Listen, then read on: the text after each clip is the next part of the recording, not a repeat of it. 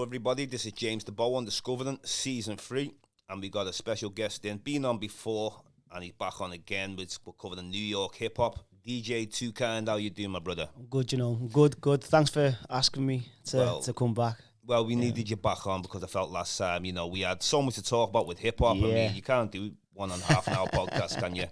So we're dealing with New York hip-hop anyway now. Mm-hmm. All right, then. So when we're going from the beginning of New York, who is the first rapper or rappers of this, the first era of the beginning?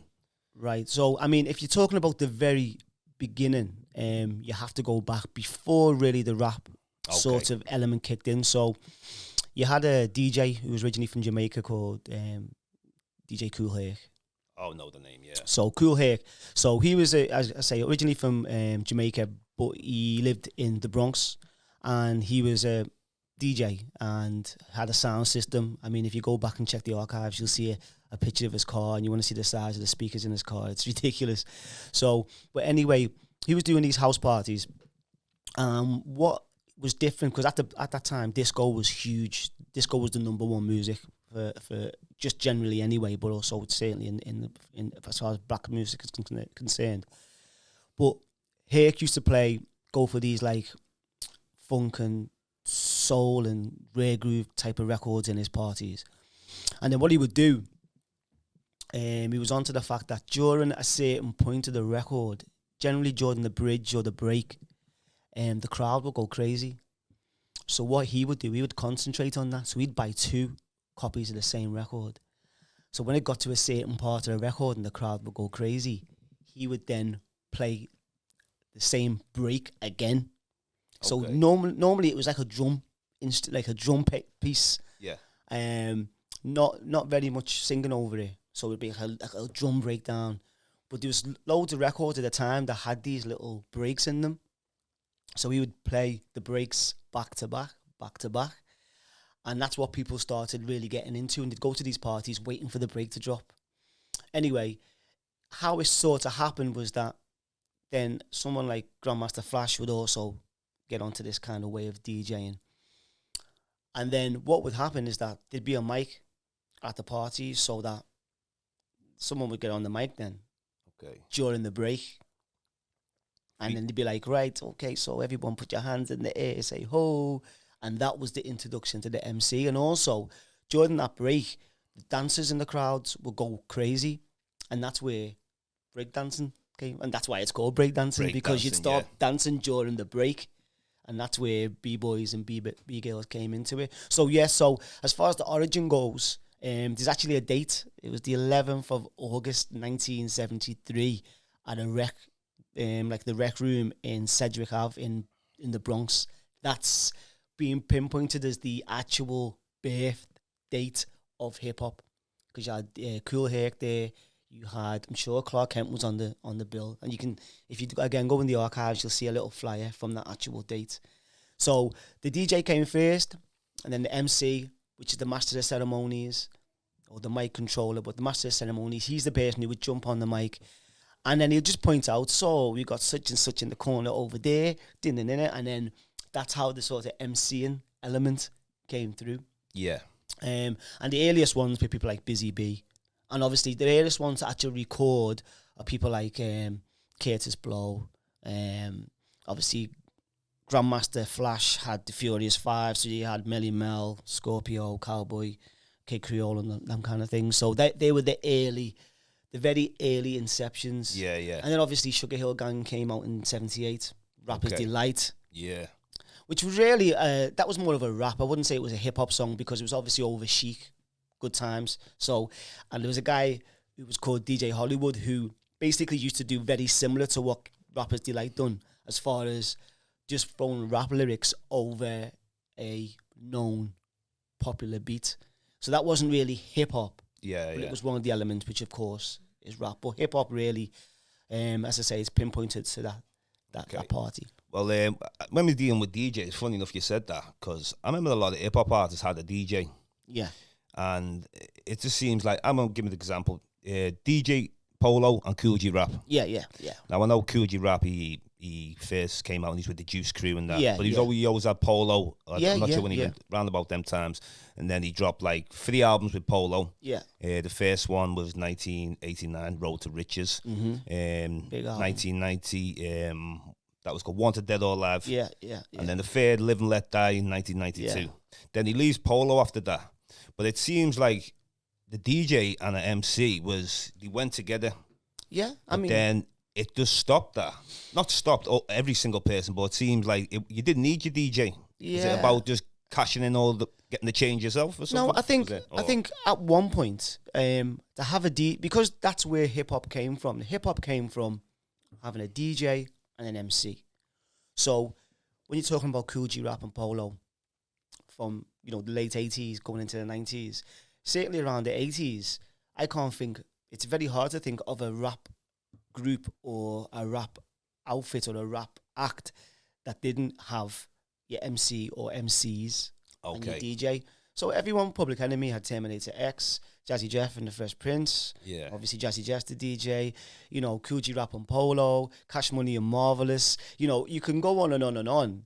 And always, not always, but quite often the DJ is mentioned. And if the DJ isn't mentioned as part of the group name, you will know who the DJ. I mean, if you throw me, if you say De La Soul, then Maceo's the DJ. So, Gangstar, Premier's the DJ. Yeah. And the DJ would quite often, not always exclusively, but quite often be the producer because he's the music guy. Right, yeah. Why it's not such a thing anymore is probably more just due to change and the emphasis, especially now in this modern culture where, there's very few groups anymore, never mind. That's true. DJ and an artist. Yeah. Because, when it comes to social media, it's very hard to push a group, isn't it? Oh, yeah. Social media is very singular based, individual based. So that's why you find that there's less and less groups. There used to always be duos, P-Rock and CL Smooth. You know what I mean? Redman and Method Man obviously formed a duo. You can go on and on where there's duos in hip-hop historically. But very often now it seems to be more individual artists. But I think that's just the way it goes now. So what's your favourite edit? I mean, I like all the edits from the 80s to the even late 70s, 80s, 90s. But 90s I've got to be... I feel that was the real golden era. Yeah. The 80s is the golden era, but I feel like the 95, I felt it peaked. Yeah. I don't think it's since 95, like it's... you know what, I mean, for as someone who's a fan of hip-hop first, I can probably pick out, I can pick out artists and groups from most of the eras and say that as good as you had your Public Enemy, De La Souls going into late 80s, and then you had, obviously your Pete Rocks and Gangstars and stuff going into the 90s, and and obviously Rakim, and then goes to the 90s with your Nas and Mobb Deep and all them. But then going into the end of the 90s, you had MF Doom, you had Mos Def, you had Talib Kweli, you had Jay Dilla. So it was still bang. It was still like, I mean, like I felt like it's. If we're dealing with the 80s now, this is probably the solidest era, the most purest, very pure. Then when you get to the early 90s, it seems it's still got that pureness, but it seems like the West Coast. Well, that was the late 80s. They were more, but some of the West Coast were decent at the time. It was like it was like this New York rivalry with the West Coast, and some good tunes on this side, some good tunes on this side. Yeah. Even though I'm a New York man. Yeah.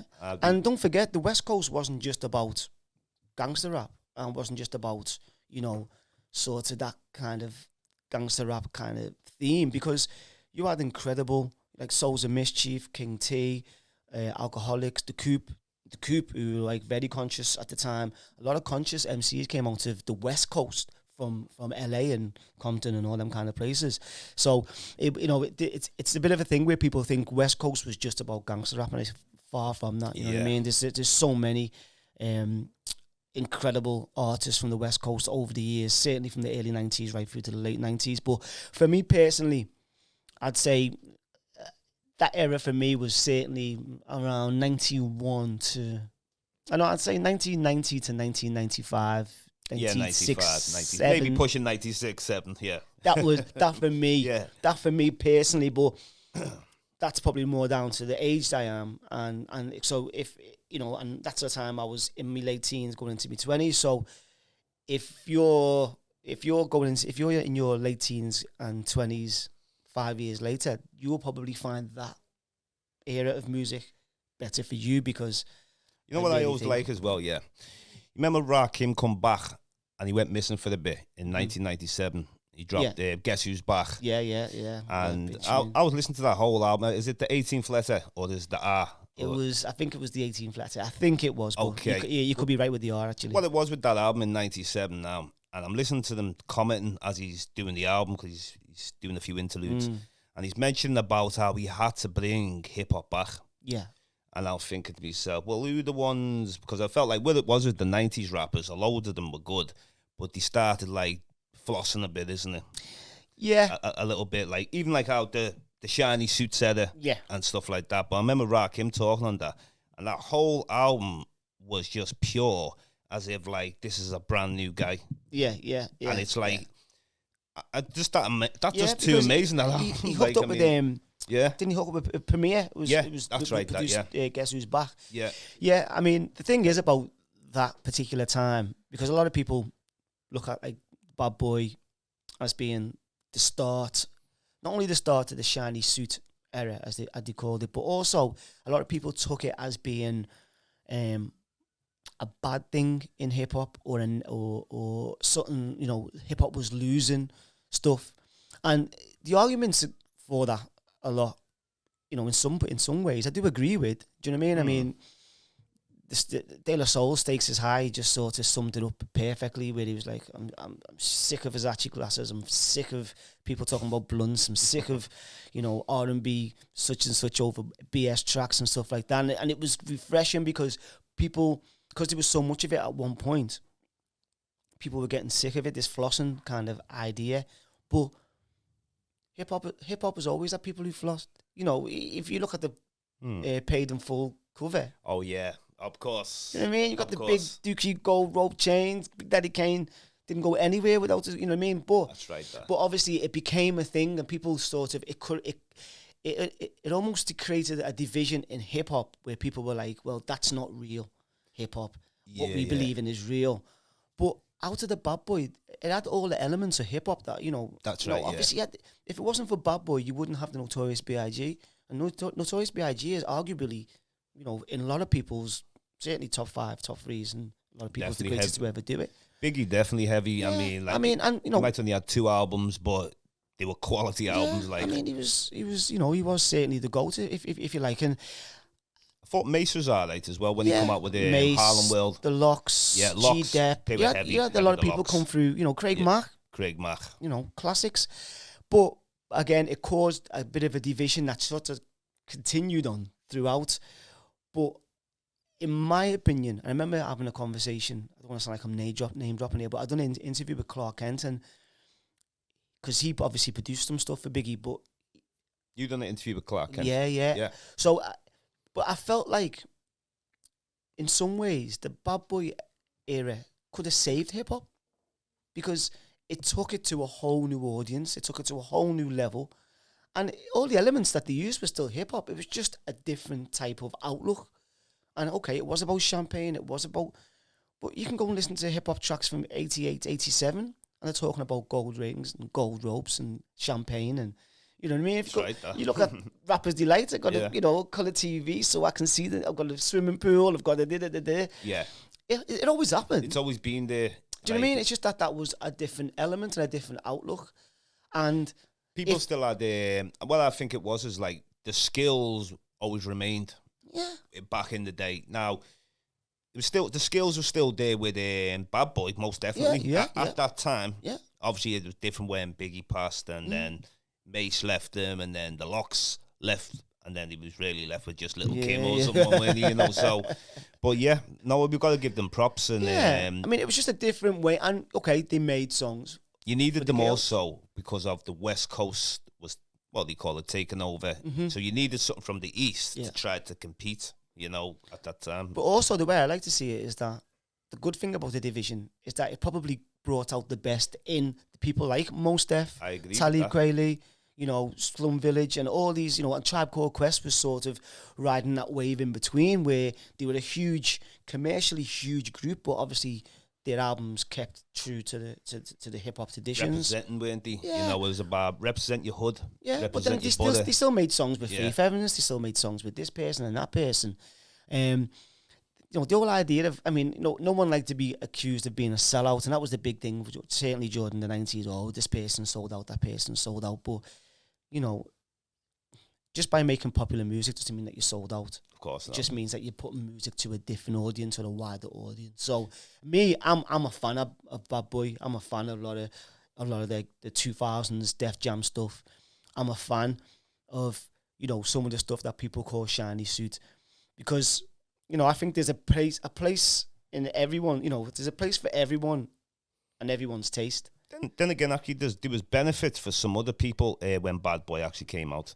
Mm-hmm. I feel like, well, the people, if you were able to get round Biggie at that time, like Jay-Z, for example, him getting round Biggie, that helped him. Yeah. Really helped him on his first album that he come on, Brooklyn's Finest. On The Reasonable Doubt. Yeah. These things helped, you know, and then other people, like, you can use Biggie's name. That's what a lot of them seem to do. Yeah. Or vice versa, could use Tupac's name, for example. You know, Biggie he's quoted by Jay-Z, like, you know, someone sat and worked it out, and he's been quoted by Jay-Z. He's actually quoted Jay-Z and Biggie's lyrics like over 50 times or something like that, you know. But the flossing side of things is interesting, though, because you can listen to Nas Illmatic, and it's not a flossing album at all, just pure lyrics, bars, everything. And he does It Was Written now, 96, his second album. Now, that is actually my favourite album. That's what the funny. I have these debates about It Was Written was the best album, and people say no, it's Illmatic, it's more of a pure form.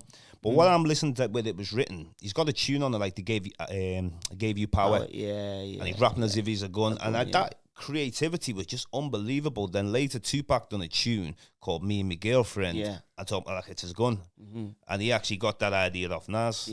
So, but the best sort of concept of that is Organised Confusion's Straight Bullet. And I think I'm right in thinking that precedes both. Nas. Oh, going back before them. Okay, I'll have to check that Straight Bullet is insane, and that is coming from the angle of what a Straight Bullet would do. And what era are we talking about? I'm sure it's from the Extinction Agenda, so I think it is 94. 94, I think it's 94, which would be before Nas's. Right, I think it was before Me and My Girlfriend was released. So check that one out. And then Straight also, I think like looking at the catalogue of albums now, and then when he dropped I Am, I thought that was a good album, the Nas I Am. Nostradamus, a bit half good, half I weren't really too into it. But that's still Matic when that dropped. That's what he's Jay-Z, he's coming at, isn't he? The Ether. Ether. That album was like, because that was not long after that. I think the Twin Towers came down month or something before that. So I think that album was really needed, still Matic, because like people needed something positive, and you know, like you just that bit no hope at the time and that. I mean, I think for Nas, after releasing Illmatic, it was never going to be easy, because even though, and I do find it interesting, I do like it when I do hear people saying that Illmatic isn't their favourite album, because and I bet you must have endless arguments with people over that all the time. People just, you know, but, and you know, for me it's Illmatic, but again, like I was saying before, it could depend on how old you are. It could depend on a lot of things, and that's true. You know, and I have spoken to a few people who think other Nas's albums are better because Lost Tapes, for example. Some people think that's the best album. But as far as Nas, I mean, he's had to grow, and he's had to keep on, because everyone wants old Nas, but you can't make the album again and again and again. I know. So he's grown, and he's, you know, a lot of the music he's done, since then has been very commercial music. And then Nas is clever. Every album, he always has that Illmatic type of track. That he teases you in with. Definitely. And then on the album, you'll find different things. What did you think when he done Hip Hop Is Dead? I mean, it wasn't the fact I was really into the whole album, but just the concept of hip hop is dead. I think it's just one of those ones. It's a bit like, it's probably called a clickbait now. It's like, it's just to get your attention, isn't it? Get your attention, yeah. He's saying hip hop's dead, and then you go into it and you realise what he's saying. And he breaks it down. So, and he's still, I mean, the King's Disease albums he just brought out, two of them back heavy. to back. Just great albums. Even the Damian Marley one he done. Yeah. I thought that was a great collaboration. That one, yeah. Distant Relatives. And then, I mean, look at other artists like AZ, for example. Yeah. He is a very underrated artist. Yeah. From the Do or Die first album to Pieces of a Man. You could just go on forever with him. He just brought his Do or Die 2 out finally. Yeah, I've seen that. Yeah, I've not listened to it yet because I played one of his tracks on my radio show. From the first album, from the first. I like their collaborations he always did because his first feature AZ was on Nas's Illmatic, wasn't it? Life's a Beat and You Die. That one. In fact, was that the only feature on that album, wasn't it? It's the only feature, yeah. Yeah, it is. You know, something must have been special about AZ. Yeah. And Biggie only had one feature on his album, I think. Yeah. Method Man, didn't he? So. And AZ got his name off the Paid in Full. There's one called AZ. Right. You know A? Yeah. On Paid in Full. From the movie? Yeah. Okay, yeah. Well, the real AZ, that's where he got his name from, AZ. Right, okay, yeah. But that was... So New York, around those mid-90s times, and I think, again, like you mentioned, the West Coast, I think because of the West Coast influence, New York had the point to prove. You know what I mean? So they had to come with a different way. They had to come on a different angle and, it brought out people like Nas and stuff like that. So it's and the Fame album at the time, that was might have been considered as commercial, but that was a real good album. Cormega was meant to be on it. Yeah. But then Nature replaced them. Right. Now, do you ever listen to Cormega?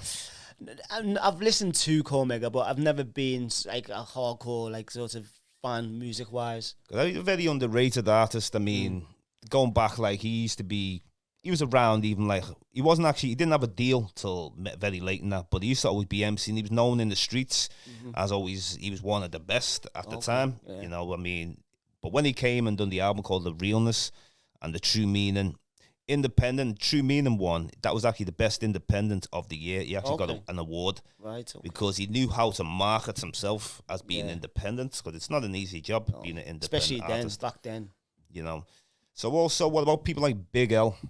Big L again, Harlem's finest. Again, he passed away far too soon. Yeah. Well, we obviously murdered. Last album was it Platinum Plus? No, that was the track with Big Daddy Kane. Yeah. Platinum Plus. The album was called The Big Picture. The Big Picture, that's it, yeah. Great album, that. Yeah, that was on Raucous Records. And obviously his first album, I was only playing again on the radio show. I played a track, I think it's called All Black, on the lifestyles of the rich and dangerous. But again, this is at a time when, questions were being asked in New York. People were asking questions of New York, following the success from NWA to Ice Cube, obviously Tupac representing the West Coast, Wu-Tang, Death Row Records were strong, Snoop Dogg.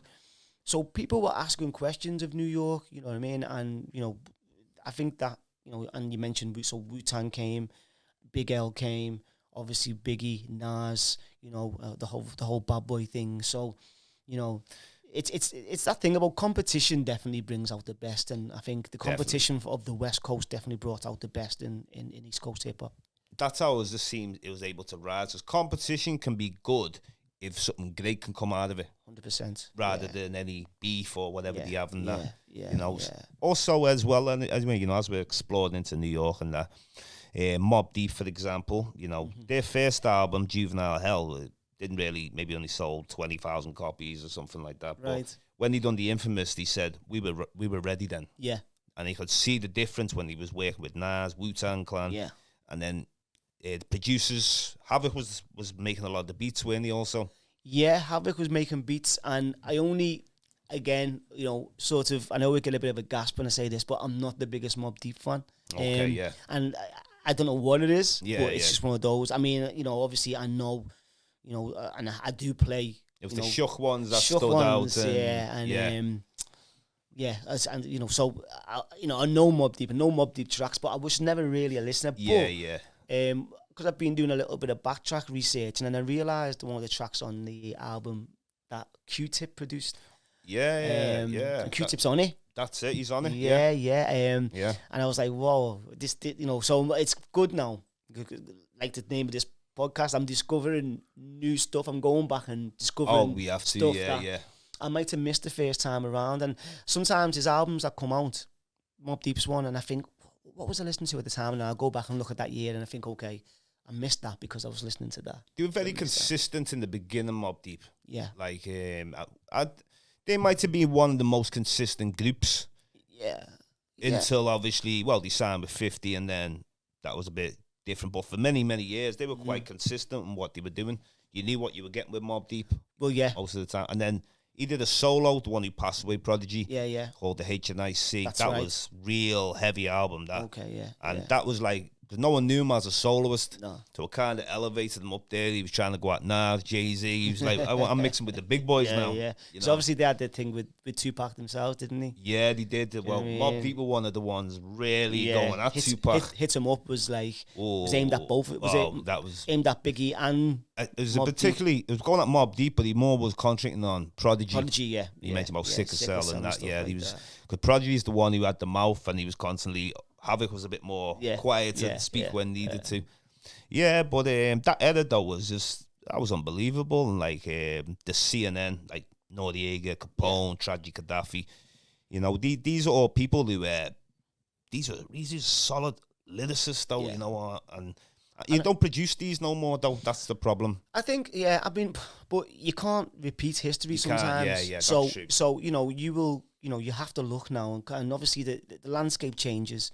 But like I say, going right through, I think Mos Def in '99 with Black on Both Sides, that was the true representation. I mean, of New York at the time. I mean, he had tracks on there. The track I love on there. Well, I love the whole album. I'll be honest with you. But Brooklyn, which is sort of in two parts. We really sort of paint a picture of what it's like to be brought up in Brooklyn, and his, what his memories of Brooklyn is, and as to what it's like now.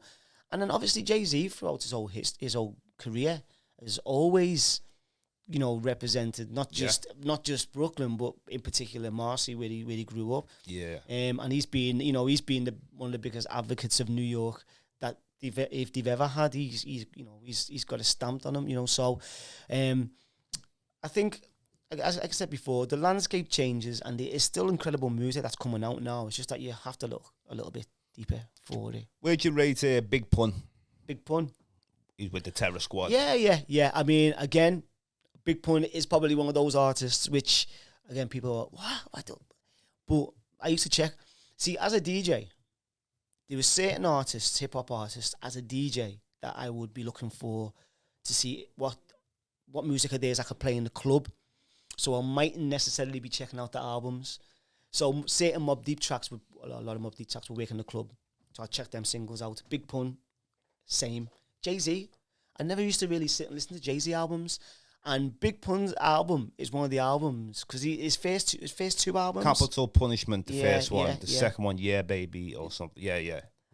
And so I can't really comment too much on them as albums. Yeah. But I know, as far as his body of work with regards to the singles he brought out and the collaboration stuff he done with like Beatnuts and Fat Joe, and just listening to him, a good friend of mine, Tony, he's actually got me listening to Big Pun again, because I was in his car and he was like, I can't believe you never told me about this, and he put on Deep Cover, Twins. With Fat Joe? That's even Fat Joe steps up on that. Oh man, I don't know Pumbritz's lyric for them, but they're both on point on that. In fact, I'm not sure when this is going out, but I'm having a clash on Sunday and I'm going to play Deep Cover Twins. That's a heavy. It is, and absolutely. I mean, if you think what Snoop enjoyed onto it, but I'm not a big Fat Joe fan, but now and again he can step up. Yeah.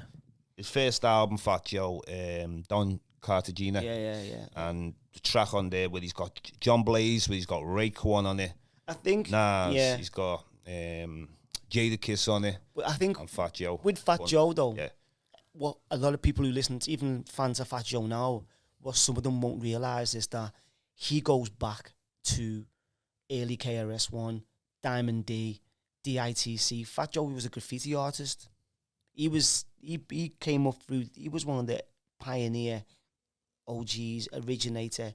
This stuff that you see now with the shades and this Hawaiian shirts and stuff, and the money and the champagne and the cars, he's kept that up now, but he's come from the real original hip hop sort of community. Yeah. So I think, although people might see him as a bit of a commercial artist now, I think people need to respect where Fat Joe's come from, because if you listen to KRS-One's Out for Fame, which is all about graffiti. I was just going to mention KRS-One. Yeah, we haven't even talked about KRS-One. Definitely. Yeah. Again, from the Bronx. Mm. So do your homework on Fat Joe, because he's a legend. But yeah, let's talk KRS-One. KRS-One. Now, someone actually messaged me yesterday, said, did I see the battle with KRS-One and Big Daddy Kane when they do the verses? Wow. I have not. Have you watched it? I watched it. I watched it day before yesterday. Okay, you give me a little insight. I'm going to watch it later. But right, okay. I am KRS-One fan. I'm a Big Daddy Kane fan. Yeah. I'm a huge KRS-One. I'm a huge fan of both. Don't get me wrong. If I was to rate them as a fan, I'd put KRS just over Big Daddy Kane. Okay. That said, for the versus battle, I don't know why, but KRS sort of approached it like it was a live show. And that KRS's show, I've been lucky enough to watch KRS live a few times. I've seen Big Daddy Kane as well, but I've seen KRS more times than Kane. I was lucky enough to meet him and have a conversation with him. But with his live shows, there's full of energy and there's a bit of call and response with the crowd. KRS-One. KRS, okay. Yeah.